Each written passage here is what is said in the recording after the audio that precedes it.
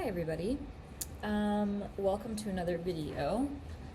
I'm just letting you know right now that this, just trigger warning, there's gonna be some intense topics discussed today. And in just a few moments, I'm going to tell you the specific triggers, so like the topics. So if you are not in a grounded headspace, don't watch this, don't listen to it. It's probably going to dysregulate you more than it's going to do good for you. So yeah, pause this video, click off, don't watch it if you're not feeling good already. It is going to be heavy, it's going to be intense, it's pretty serious. Alright, so the topics are death, crime, murder, abuse, and things in that kind of arena. And so I don't exactly know how I'm even gonna talk about this or make this video. I really feel like just in general, energetically, like on the planet right now, there's so much dense, heavy energy happening, and I feel it in my own life. I'm seeing it in people that I'm closest to, people around me, you know, also experiencing this kind of weirdness. And I'm literally sitting, looking out my window. I'm gonna take a picture right now. See? Oh, there we are. I'm going to take a picture of what I see.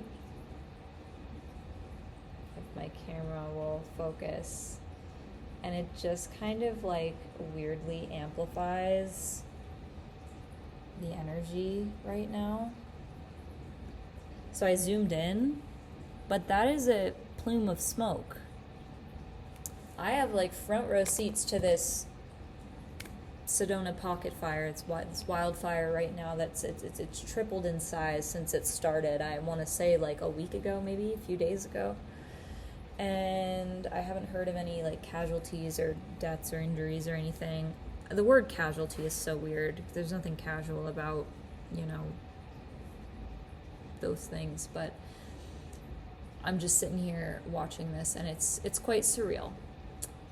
To say the least, with everything else that's going on. So,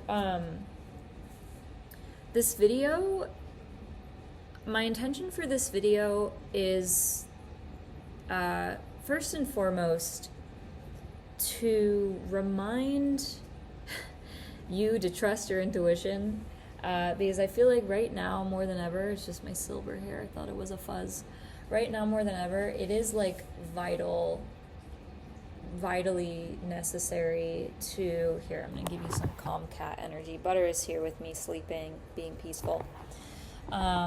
It is necessary now more than ever to listen to your intuition, follow your intuition, and really just be in contact with your intuition.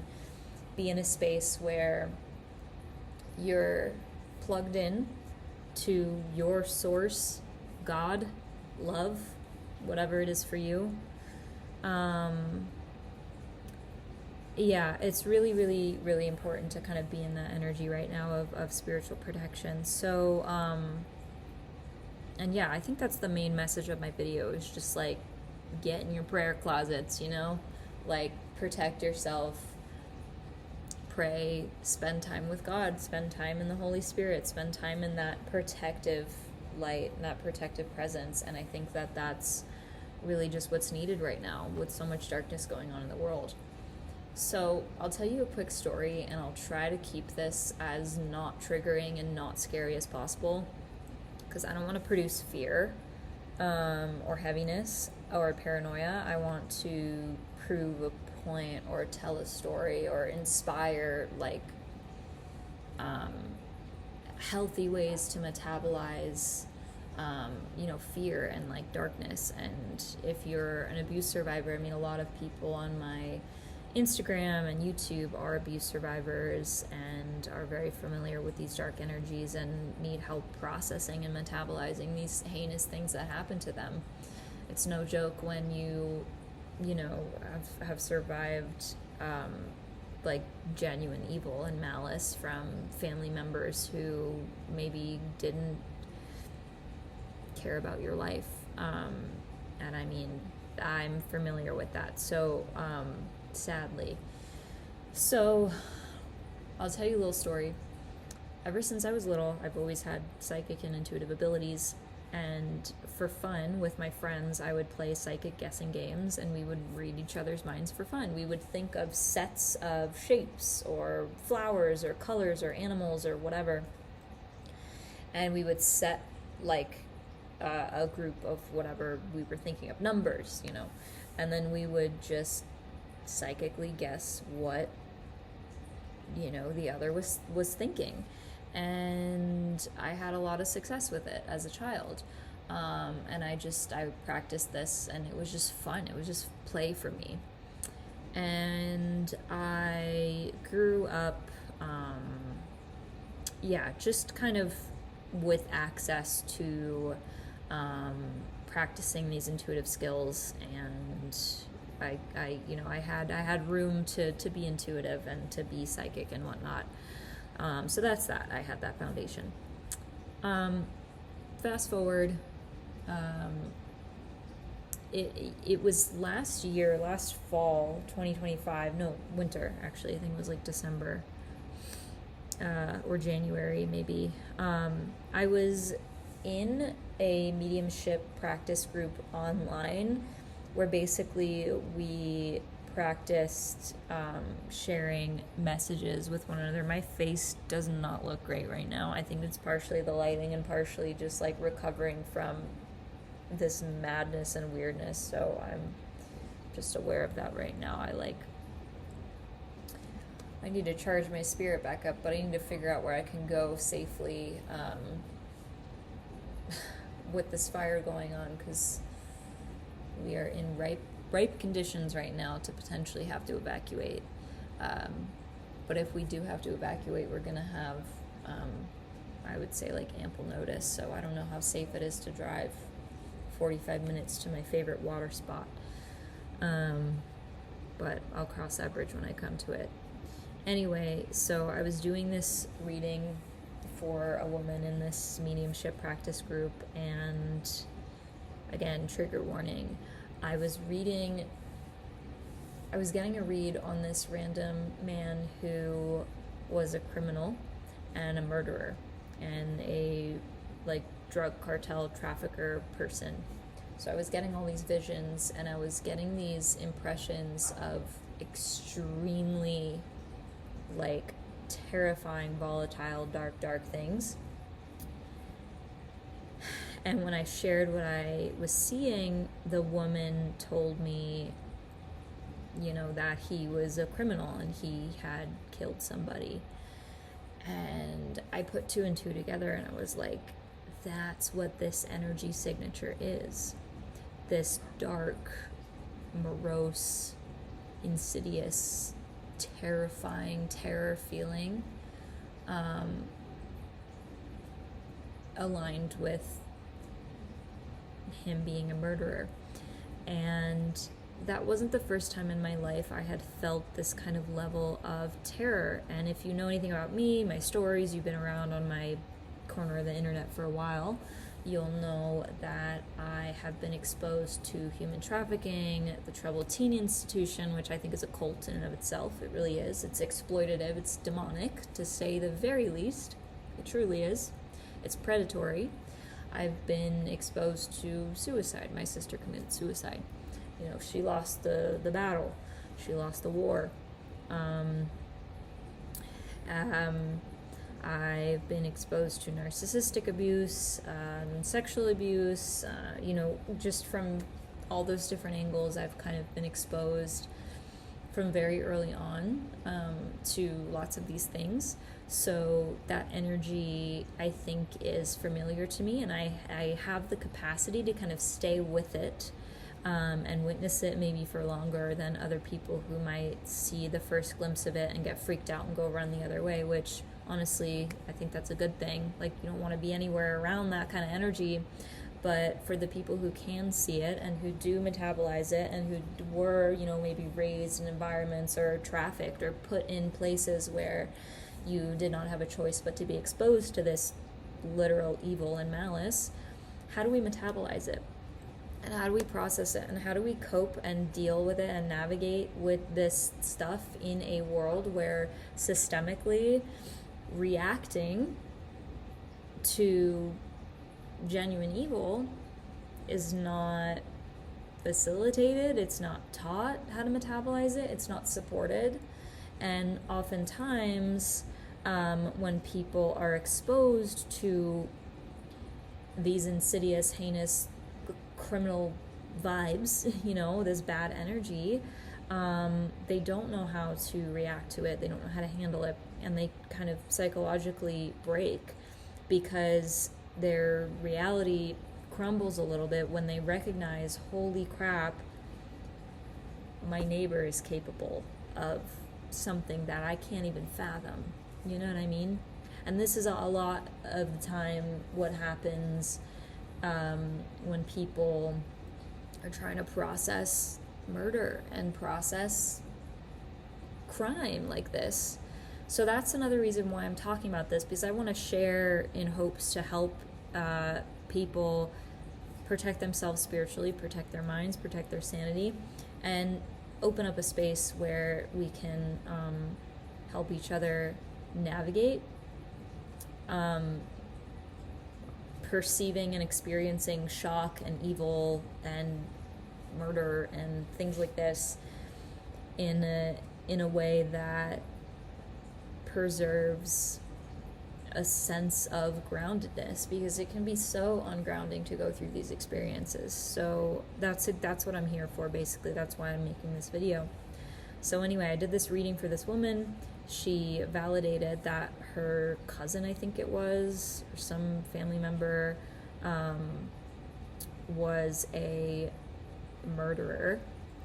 And I also I just remembered, I don't know if it was the same day or a different day in a different group or a different day in the same group. I did another reading for somebody else, and I was picking up on abusive parents, and I felt their energy showing me them going to suffocate somebody. Like I felt that, and I saw that, and I just picked up on it psychically. It's a whole other conversation. It's so necessary to ground yourself and protect yourself in the literal light of God and the Holy Spirit and love and clarity, because doing psychic work or opening up your psychic perception is a surefire way to allow those same negative energies into your psyche, into your spirit, to drain you, to sabotage you. And I mean, like what I was talking about before, my face is looking kind of drained and it's kind of spooky, but I mean, I'm actively recovering, like physically recovering from an illness that I got yesterday from the culmination of encountering this same deathly energy signature day after day after day, like without even meaning it, without even inviting it or asking for it. I just wound up in contact with multiple people in different situations who kind of had this like very, very dark energy surrounding them, including like addiction and trafficking and abuse and like all of this stuff from different angles, different social interactions. It was wild. So anyway, if you are psychic, if you are sensitive, please like pray and protect yourself. And when these dark energies come into your perception, I just pray for you and want you to be able to discern and separate your spirit and your soul from what you're perceiving. Like, you can see reality, you can see the truth and be protected. However, you don't want to spend more than enough time in those dark places, feeling those dark things, seeing those dark things, because it can influence your sense of peace. And I think peace is really the most important thing here. Peace, protection, being covered spiritually.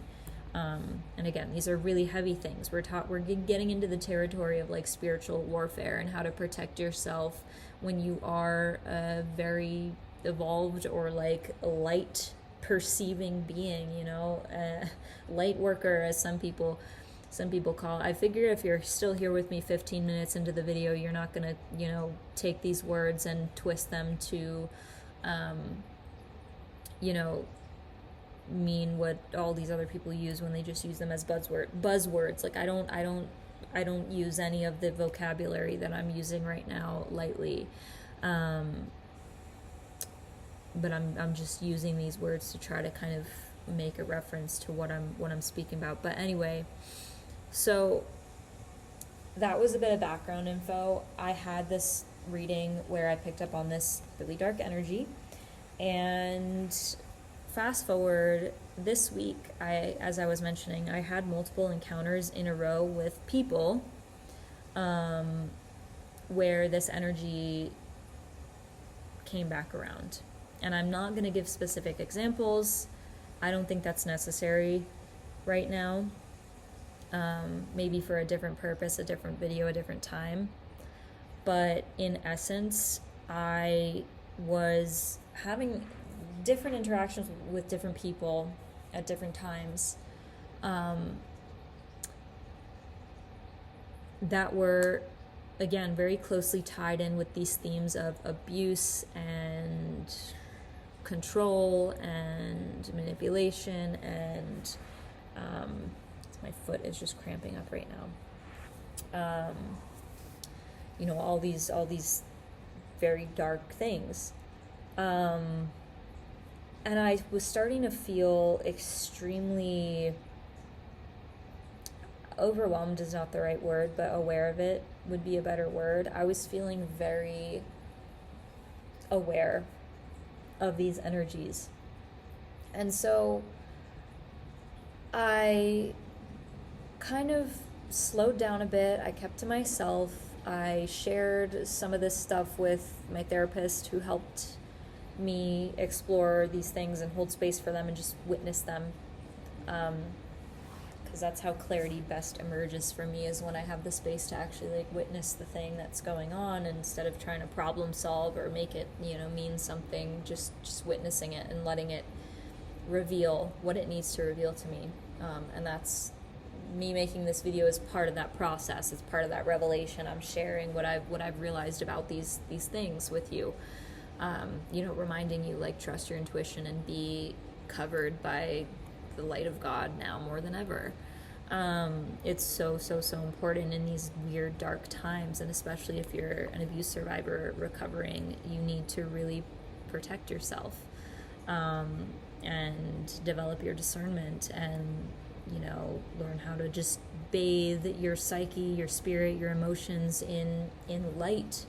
And not in a toxic positivity bypassing way, but in a protective way. But that's getting into a tangent that I didn't need to go into right now. But anyway, so yeah, I was in that energy, whatever, processing, and then the day after I had that session with my therapist, actually that same night, I was so exhausted that I was in bed at like 9:30, and I usually go to bed around like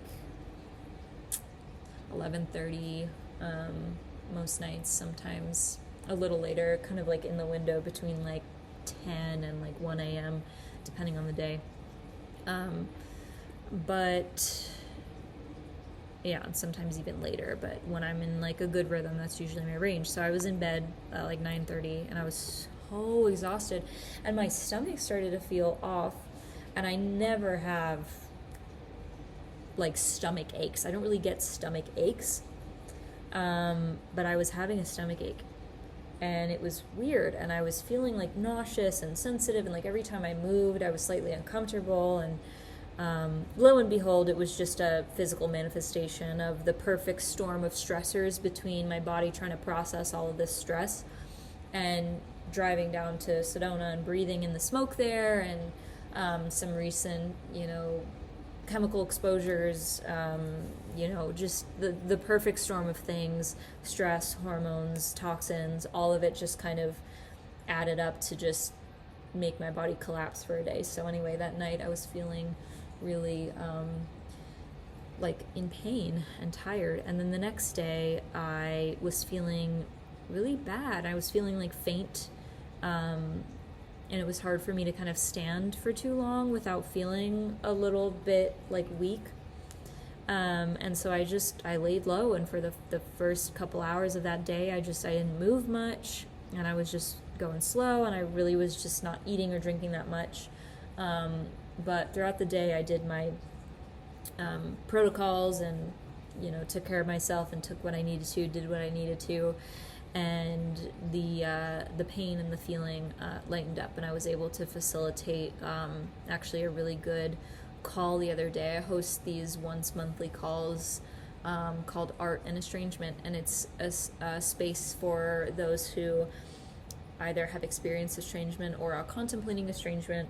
And if you go on my Instagram, go to the link in my bio, you'll find info for that. So it's every last Thursday of each month, and I just started the monthly sessions this past Thursday. What is it? It's Friday today, so it was yesterday.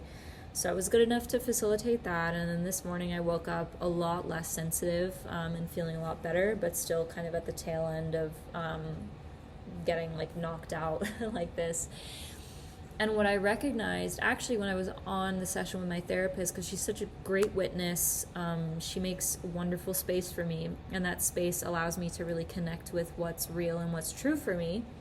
So I just broke down, and I was like, you know what I'm really feeling and processing right now is I'm getting re-exposed to this energy of literal murder, literal death. And I was feeling the energy signature of this death and murder energy. And so I was processing that with her and just kind of sitting in it, just being in it together with her, not trying to fix it, not trying to change it, but just being present with this heaviness and having a witness there with me. And so the next day, I kind of fully put it together in my head. I'm like, this is why days ago I was getting the message coming through really, really strong to promote people to follow their intuition now more than ever, because the thing about intuition is that when you listen to it, before you find yourself in the bad or the dangerous situation, your intuition is telling you. Intuition is always right. In the way that I frame intuition as a direct channel between God and like reality information and your own comprehension. That's how I define intuition. However, I think that if you think it's your intuition and you followed it and it truly misled you or harmed you, maybe it wasn't your intuition. But anyway, that's how I define intuition. So when I say follow your intuition, I mean pay attention. I just mean pay attention. Literally, that's it. Pay attention. I'm not telling you to make meaning out of things that you don't know what they mean. I'm telling you to listen. And what I'm saying is what I've observed in my life is that the more that I listen, the more that I pay attention to patterns, the more that I notice those patterns and can act sooner than later. And in life, like when you learn about reality, you learn how to prevent making the same mistakes because you know how to recognize the conditions that caused you or led you to make those mistakes in the first place. So intuition is the same way. When you learn to trust your intuition and listen to that still small voice inside of you and pay attention to reality and observe patterns that you see and whatnot, it can really help prevent you from winding up in situations where you are in danger or like threatened. So that's why I'm saying trust your intuition. But anyway, I was just reflecting on this and I realized a couple things. That was one big piece of it. And another big piece of it was that it was this. It was like this realization of like, wow, I am not the only highly sensitive psychic abuse survivor who has encountered the energy of death and evil and malice and needs more space or structures or exploration or sharing around the topic of how to effectively, properly, safely, cleanly metabolize those energies of evil. And that's it. That's really it. That's why I'm making this video. So, it's a conversation. The conversation that I want to get into and that I want to initiate is one that I haven't really seen or heard around very much, which is this. How do we metabolize our experiences of and our perception of pure evil without denying it, without bypassing it, and without falling or becoming susceptible to being preyed on by that negativity? It's a fine balance between spiritual bypassing and being too tied up in it and entangled with it that you actually sell your soul or like sacrifice your mental peace and your emotional peace in order to move through a thing. And again, even those words that I just said, this whole conversation warrants way much more nuance than I even have the capacity to bring to this conversation. So, yeah, I am very curious what kind of conversations this is going to spark, because I just felt a strong need to talk about this for a couple days now. So I'm just making the video now, and we will